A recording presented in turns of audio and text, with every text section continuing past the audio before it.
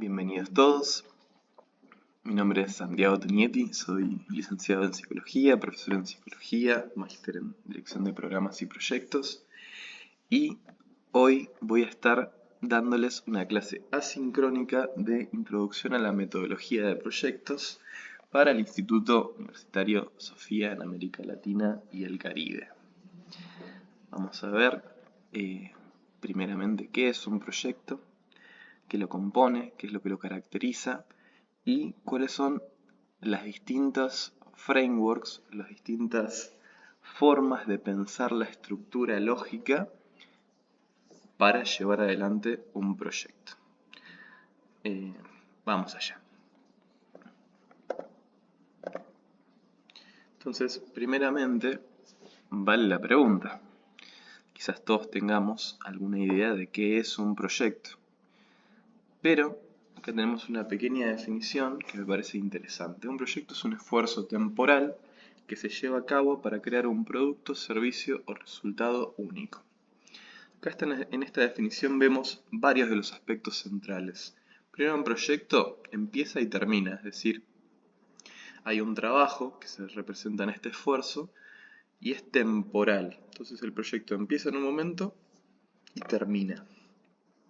Pues este esfuerzo lleva a la consecución de algún resultado. En este caso, este resultado puede ser un producto o un servicio y es único.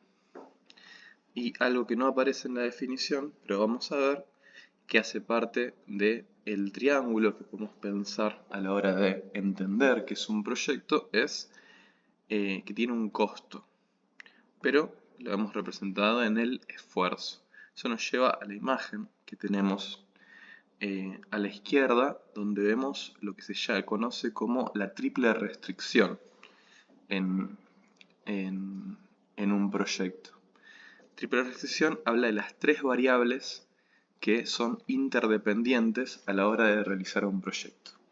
El alcance, que tiene que ver con todo el trabajo que se realiza, con los objetivos que se persiguen, y los resultados y los productos que se persiguen, el tiempo que eso lleva y los recursos que uno tiene que movilizar, el costo que eso tiene, sea monetario, sea de otro tipo, para llevarlo adelante. Lo primero que vemos es que muchas veces, una cosa es formular un proyecto en el papel, cuando lo ponemos, lo implementamos, vamos a ver que muchas veces nos toma más tiempo del que esperábamos, o no tenemos los resultados esperados, o sale más caro de lo que habíamos anticipado. Entonces, uno lo que hace con la triple restricción es priorizar. Si lo importante es el alcance, es decir, la consecución de los objetivos, quiere decir que voy a estar dispuesto a tardar más o que salga más caro. Si lo importante es hacerlo rápido, quizás termine degradando la calidad de los objetivos, y si lo importante es hacerlo al menor o a un costo fijo, quizás nos termine llevando más tiempo o también se vea en la calidad de los objetivos. Esto es importante para entender cómo en la realidad, una cosa es que vamos a ver ahora, nos va a llevar a pensar cómo formular proyectos, cómo pensar la estructura lógica de los proyectos. Pero cuando los queremos llevar adelante nos vamos a encontrar siempre con la interdependencia de estas tres variables. Y me parece sumamente interesante pensarlo así. Ahora vamos a ser más esquemáticos aún, ¿no? Podría decir que un proyecto es partir de un punto A para llegar a un punto B, ¿no? Estamos en una situación inicial y queremos llegar a otra situación deseada. Que esto podría parecer suficientemente fácil, pero como vemos en esta siguiente imagen, ya es nuestro plan y la realidad no coinciden de la forma que nos gustaría. Nuestros planes a veces son muy lineales, muy directos, y después la realidad es mucho más adversa de lo anticipado. Incluso nuestras mejores intenciones se encuentran con un montón de aspectos que no habíamos considerado. A este punto es que viene todo lo que tiene que ver con el project management, con pensar metodologías que nos ayuden a anticipar estos problemas y que nuestra forma de pensar nuestras propuestas ya incluya y anticipe cómo el entorno, cómo el contexto se va a relacionar con mi propuesta. Me gustaría que veamos algunas formas de estructurar un proyecto. En el Project Management, y sobre todo para proyectos sociales o proyectos ambientales, en la cooperación internacional, hace muchísimo ya tiempo, se utiliza una estructura de marco lógico. Esta es una matriz de marco lógico. No vamos a ver los detalles de cómo se completa esta matriz, porque no es la estructura que vamos a usar para pensar nuestro proyecto. Pero sí me parece interesante que veamos de cómo está compuesta, ¿no? Por un lado tenemos cuál es el fin que se persigue con nuestro proyecto, es decir, el objetivo final, el propósito, que sería el objetivo central, los componentes y las actividades. Por supuesto, uno puede decir que cuanto más arriba estás de la matriz, más elevado es el orden de los factores. Es decir, las actividades son la mínima proporción de mi proyecto y el fin es lo más alto, lo más abarcativo de mi proyecto. Por el otro lado, si vemos las columnas, vemos que tenemos el resumen narrativo, es decir, bueno, poner en palabras cuál es el fin, cuál es el propósito, cuáles son los componentes, cuáles son las actividades. Los indicadores, esto va a ser fundamental, y esto es algo que vamos a trabajar más adelante, que es cómo voy a medir, cuáles son las escalas, los modos de dar cuenta que si dijimos que un proyecto es ir de A a B, efectivamente puedo medir ese resultado. Los medios de verificación en este caso son los documentos que sustentan los indicadores. Y los supuestos, esto es muy interesante de la matriz de marco lógico, es qué estoy pensando, qué estoy dando por sentado que va a comportarse de determinada forma para decir que esto va a resultar así. Entonces, así está conformada una matriz de marco lógico. Vamos un poco más y tenemos otra estructura, en este caso la teoría del cambio. La teoría del cambio es una teoría muy interesante, una forma de pensar proyectos de transformación muy interesante, desarrollada por las Naciones Unidas. Vemos acá el contraste de dos lógicas, una que podríamos pensar cronológica y otra que podríamos pensar lógica. No podría haber el orden en que están puestos los distintos factores, distintos pasos de la teoría del cambio y también los números. Y ahí entendemos lo sustancial de la teoría del cambio. Vamos a ello. Lo primero que nos dice la teoría del cambio es identificar el problema. Esto es fundamental, partir de una necesidad, partir de un problema. Y para ello nos va a decir, bueno, hay que establecer una línea de base. Hay que entender cómo es la situación inicial. Para eso también uno podría decir, bueno, hay que medir, hay que tener indicadores que den cuenta de cómo están las cosas en ese momento. Ahora, a partir de identificar el problema, lo que nos invita a hacer esta metodología es pensar el impacto, que, para que nos hagamos una idea, es pensar en lo ultísimo. Es decir, yo voy a hacer todo mi trabajo con mi proyecto, cuando termine, a largo plazo voy a ver este impacto. Entonces nos invita a soñar, nos invita a decir, bueno, ¿cuál es el futuro que yo me imagino que una vez que termine mi proyecto, a largo plazo se va a dar? Entonces, a partir del problema, pensamos el impacto, pensamos en ese cambio deseado y duradero que queremos contribuir a alcanzar a largo plazo. Una vez y desde el impacto, desde este futuro deseado, vamos para atrás y lo vemos todo en retrospectiva. Por eso del 1 Vamos al 2 y ahí 3, 4 y 5. Entonces, una vez definido este futuro, nosotros nos proponemos entender cuáles serían los resultados que habría que alcanzar para que en un futuro deseado, o sea, los resultados que al terminar mi proyecto debería alcanzar para que en un futuro se dé ese impacto. Entonces yo voy a pensar ahí justamente cuáles son los indicadores de resultado, es decir, cuáles son las metas que voy a lograr que van a contribuir a largo plazo al futuro que deseo.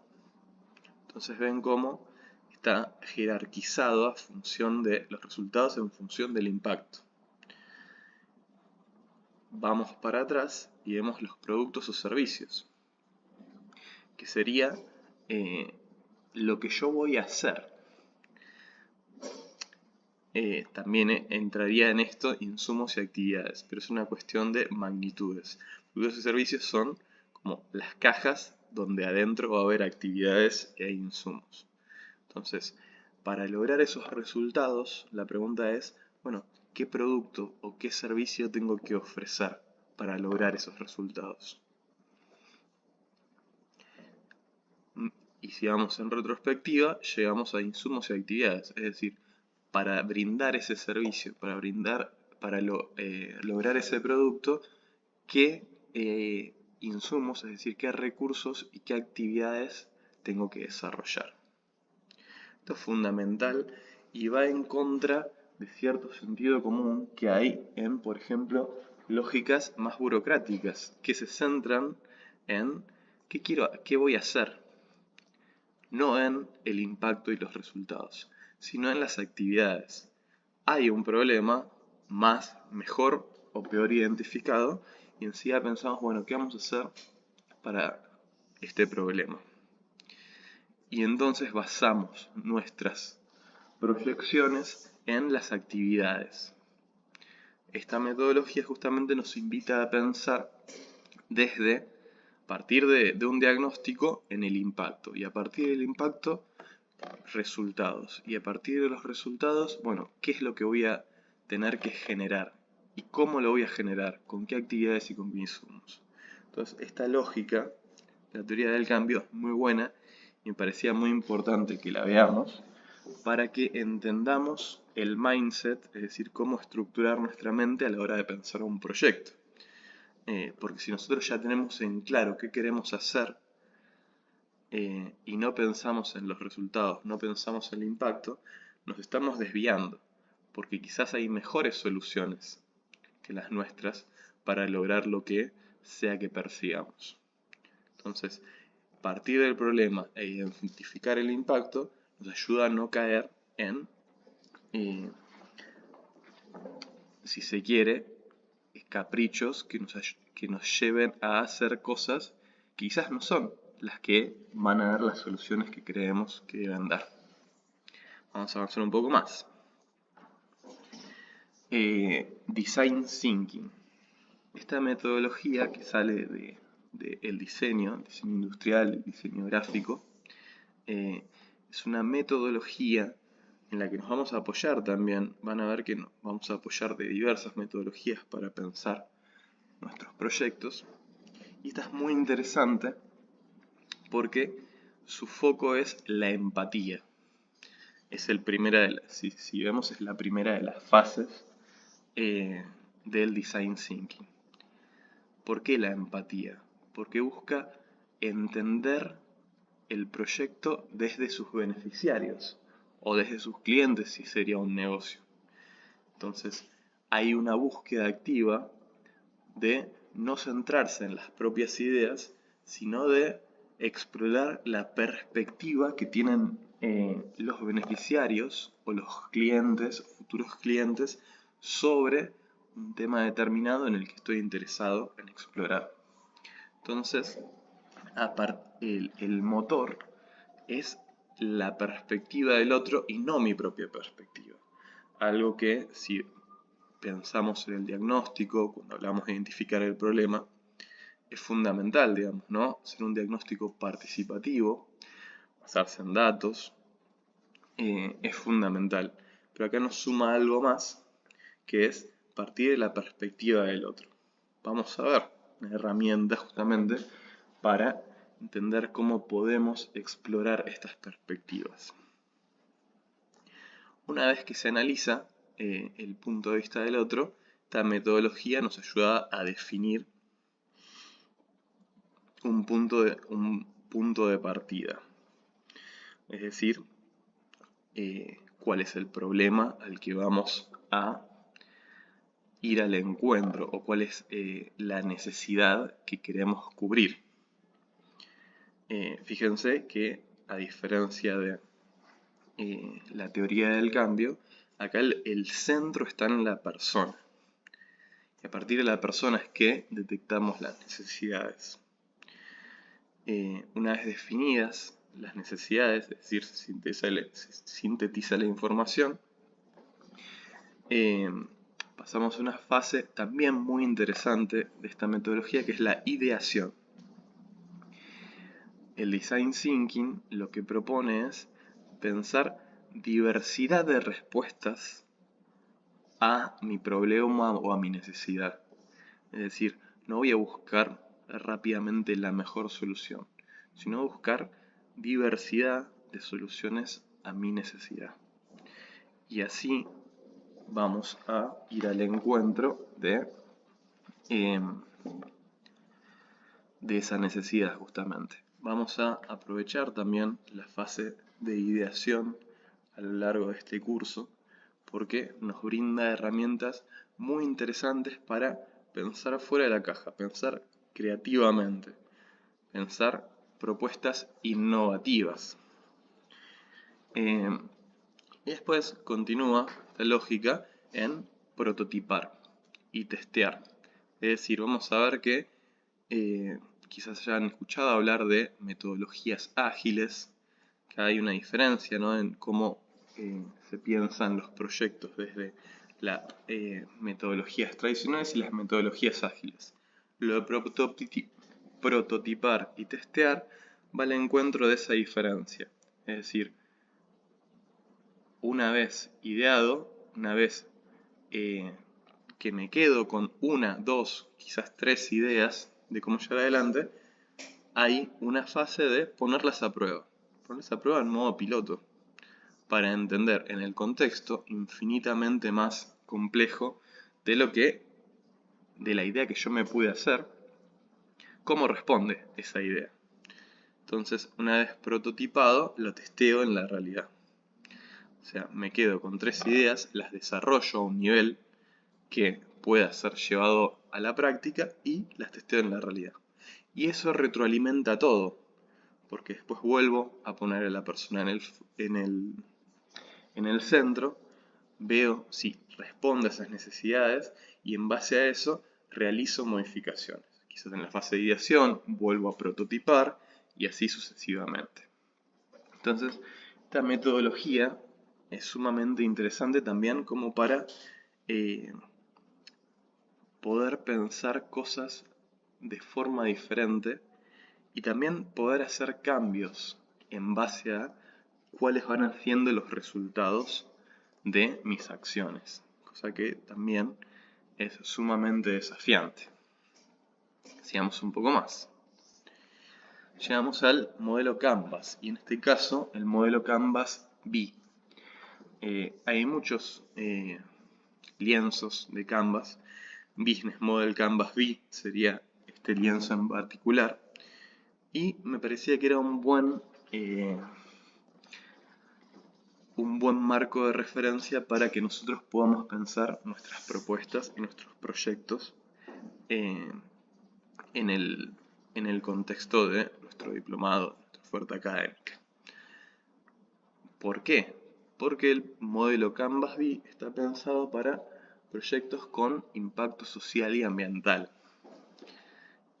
Y nos lleva a también tener que hacernos preguntas que quizás desde nuestro marco ideológico, de nuestros ideales, no nos haríamos. Acá, al igual que en el caso de la teoría del cambio, lo primero que se identifica es el problema. Entonces, hay una centralidad en identificar un problema. El problema puede estar previamente identificado, podemos partir de que el problema ya existe, podemos hacer un diagnóstico. Ese diagnóstico podría ser participativo, es decir, no de mis ideas, sino ir a buscar en los actores de la realidad cómo perciben ese problema e identificarlo. Ahora vamos a ver algunas herramientas justamente para pensar cómo identificar los problemas. Una vez identificado el problema, rápidamente pasamos al propósito. Esto lo podemos identificar o podemos establecer una conexión con lo que sería, en la teoría del cambio, el impacto. Es decir, el propósito, el para qué lo hago, es la causa a la que quiero contribuir a largo plazo. Entonces, vemos esas similitudes con la teoría del cambio. Una vez pensado el propósito, es que pensamos nuestra propuesta de valor. Es decir, cuál sería la solución que nosotros queremos incorporar para contribuir a la causa por la cual me estoy movilizando. Y acá, de vuelta, hay siempre un juego de ida y vuelta. Identificada la propuesta de valor, yo la tengo que relacionar con los beneficiarios y o clientes de esa propuesta de valor. Si va al encuentro de sus necesidades, por eso, por ejemplo, podemos relacionarlo con el empatizar del design thinking. La relación entre la propuesta de valor y los beneficiarios y o clientes va a ser fundamental, justamente para poder ir al encuentro real de esas necesidades. Si nosotros estamos pensando en necesidades ambientales, también es importante pensar quiénes son los beneficiarios y los clientes de en ese contexto. Una vez definido la propuesta de valor en relación a los beneficiarios y clientes, voy a pensar justamente en cómo va a ser esa relación con ellos. Vamos a ver que la matriz está pensada en función de un modelo de negocio, por eso van a ver que la palabra que aparece es clientes. Pero esto vale, así no lo pensemos como un negocio. Lo hice adrede porque es interesante que pensemos también la cuestión de los costos a la hora de pensar en nuestras propuestas. Por eso, que no haya clientes propiamente, sí quizás haya sponsors que sean los que busquen o estén detrás de que logremos resultados que tengan un impacto. Y eso es sumamente importante. Entonces, aparece este factor que es la relación con los clientes. ¿Cómo nos vamos a relacionar y a través de qué canales? Es decir, qué formas vamos a tener para establecer esa relación que deseamos. Aparece también fuente de ingresos, que en fuente de ingresos hay que entender que de algún lugar tiene que venir la facilitación de cómo vamos a asumir costos. Entonces, uno podría pensar, bueno, quizás no sean los beneficiarios, pero quizás sea una agencia, quizás sea el Estado, alguien. Tenemos que entender cuál sería el mecanismo por el cual nosotros podríamos hacer sostenible nuestro proyecto. Por eso son preguntas que son interesantes que nos hagamos, para salir quizás de una lógica filantrópica y pensar cómo podemos generar propuestas que sean sustentables sostenibles a lo largo del tiempo. Entonces la fuente de ingresos nos invita a preguntarnos, bueno, ¿de dónde vendrían los fondos que sostendrían esta propuesta? O esta inversión, o puede ser productivo, puede ser con un fin netamente social o netamente ambiental. Pero es importante entender quién estaría interesado y en ese sentido entender cómo se daría esa relación.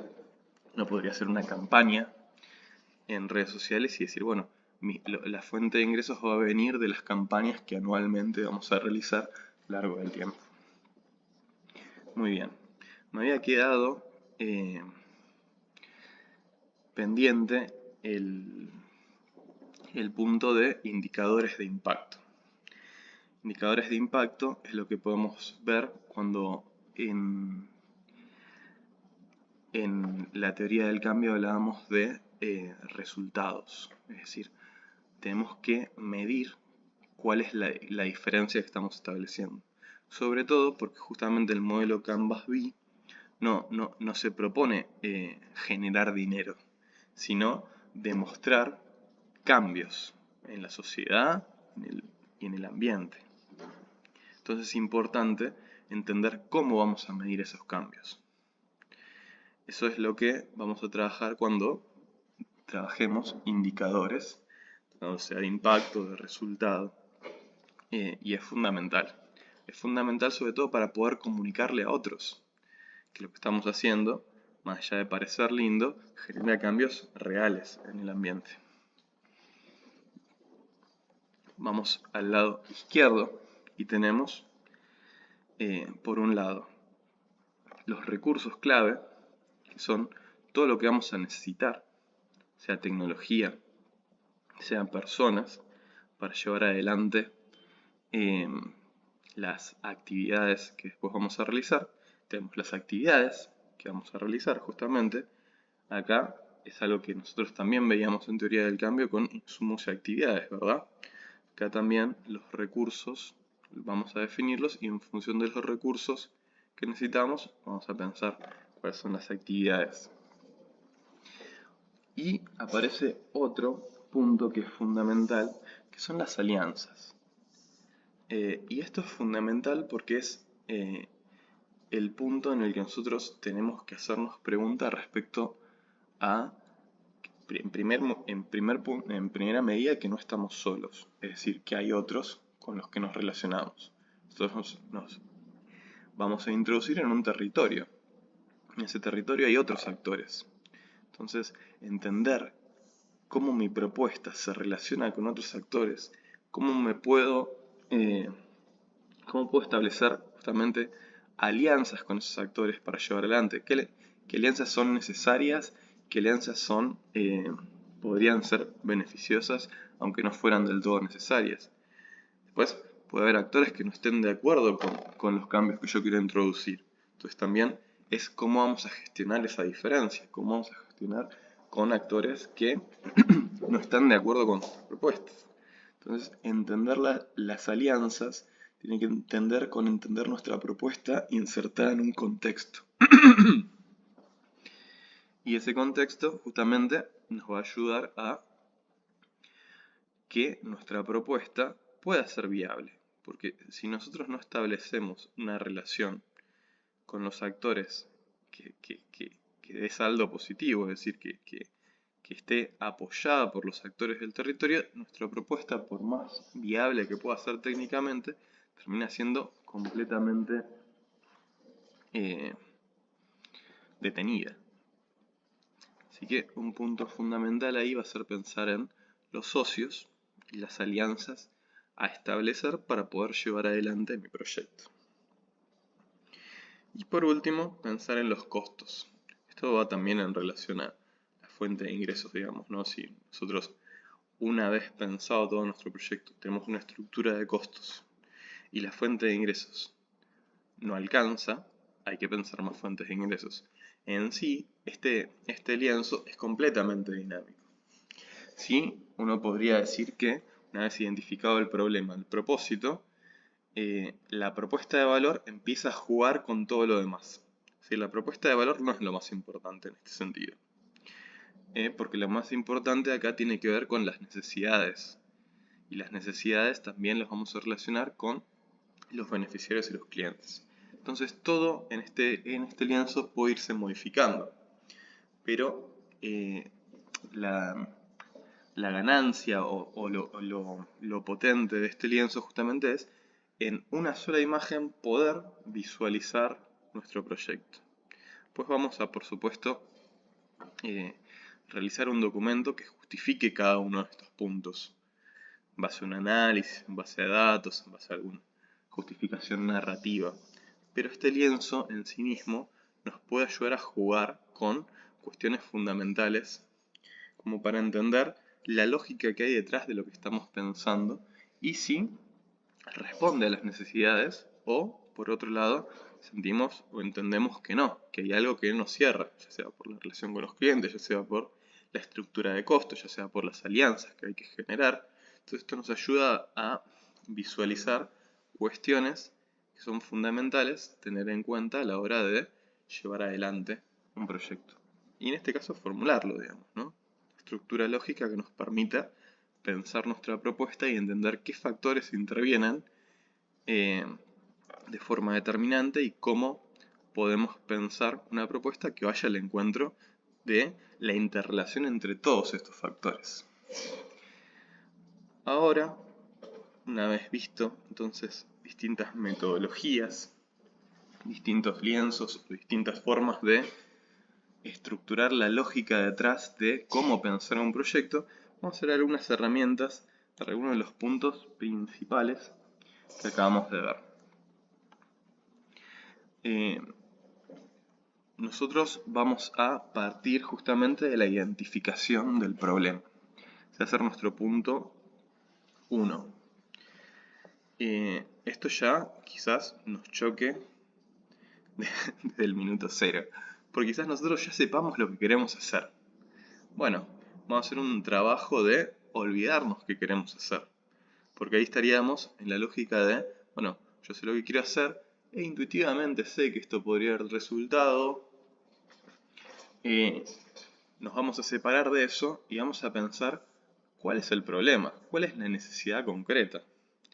Y vamos a hacerle preguntas a esa necesidad concreta, a ese problema, para pensar sus causas, para pensar cuáles son los efectos de ese problema, de construir este problema para no caer en sesgos que son comunes a la hora de identificar un problema, porque sí, a veces, de vuelta, si nosotros tenemos en nuestro corazón muy en claro qué es lo que queremos hacer, a veces nuestro problema lo estructuramos como la falta de una solución.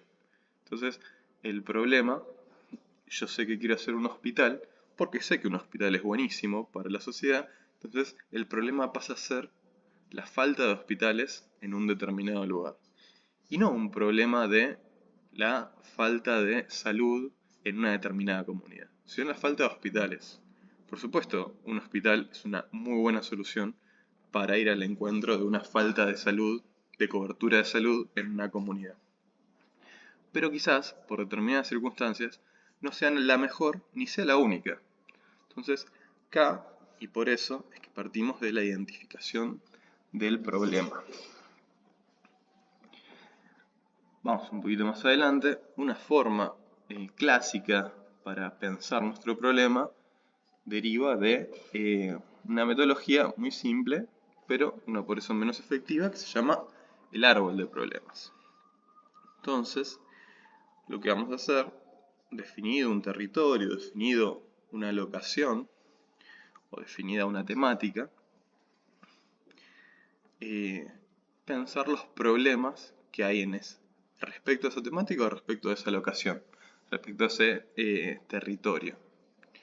Una vez pensados todos estos problemas, lo que vamos a empezar a hacer es jerarquizarlos, es decir, qué problemas son causa y qué problemas son efectos.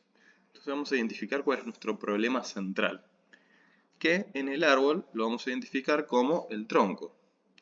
Ese problema central va a ser en el cual nosotros vamos a volcar nuestros esfuerzos, porque estratégicamente es el lugar apropiado para pensar nuestra intervención. Entonces, tiene que ver con esta dinámica que la vamos a tener disponible para realizarla con un documento. Nos propone analizar las relaciones de causa y efecto entre los problemas que quiero realizar. Una vez identificado ese problema central, es que nosotros pensamos, bueno, ¿hay algún efecto que no esté considerando? ¿Hay alguna otra causa para este problema? Y eso nos ayuda a entender las relaciones, porque después, al tener distintas causas, mi problema central también tiene distintas formas de solución. O, no podría decir, bueno, puedo elegir contribuir a la solución de este problema a partir de trabajar con una de las causas. porque justamente quizás no sea ni conveniente ni posible en términos de recursos trabajar con todas las causas. Asimismo, trabajar en el problema me va a ayudar a alivianar los efectos que tiene en el ambiente o en la sociedad ese problema. Entonces, esta dinámica nos ayuda a entender una relación que los problemas tienen para con sus causas y para con sus efectos. ¿Se acuerdan que hablábamos de Design Thinking? Y Design Thinking nos proponía un primer paso que tenía que ver con la empatía. Bueno, muy bien. Otra de las cosas que vamos a hacer es pensar un mapa de empatía. Un mapa de empatía es una herramienta que justamente se pone su centro en las personas. Personas que podemos pensar como beneficiarios, que podemos pensar como clientes. En el caso del ambiente también podríamos pensar un ejercicio imaginativo, pero podríamos pensar un recurso natural o una especie animal. Pero, más allá de eso, no dejemos de pensar en las personas. Porque, si bien uno podría pensar en la centralidad de la creación, también uno tiene que pensar en la centralidad de la relación. Y la conciencia sobre la creación la tienen las personas. Entonces, entender qué piensa y siente, qué dice y hace, qué ve, qué oye, cuáles son sus esfuerzos, cuáles son sus resultados, es fundamental. Entonces vamos a hacer un ejercicio respecto de construir un mapa de empatía. Vamos a construir justamente haciendo preguntas a alguna persona para ver cómo ve, cómo siente, cómo oye. Esto nos ayuda a descentrarnos nosotros. Es decir, nosotros quizás tengamos mucha sensibilidad por una problemática puntual, pero ver cómo esa problemática puntual es vista, es sentida, es pensada, es oída por otros, nos ayuda a tener otra dimensión, otra perspectiva respecto de ese problema. Por lo tanto, este va a ser otro de los puntos que vamos a trabajar. Así como vamos a trabajar un árbol de problemas para identificar nuestro problema central y pensar sus causas y sus efectos, vamos a pensar en un mapa de empatía. En el mejor de los casos, realizándolo a una persona concreta que esté en un contexto en el cual nosotros queramos trabajar. Esto, acá si quieren pueden poner en pausa el video y pueden buscar el caso de los Sonasirema, que lo van a tener disponible en el campus. Y me parece interesante también para, haciendo este ejercicio de empatía, también entender las dificultades en la definición de los problemas en los que podemos caer. Así que ahora, si quieren, pueden pausar el video y ya continúo con las conclusiones de este caso. Así que léanlo primero y después continúan viendo el video.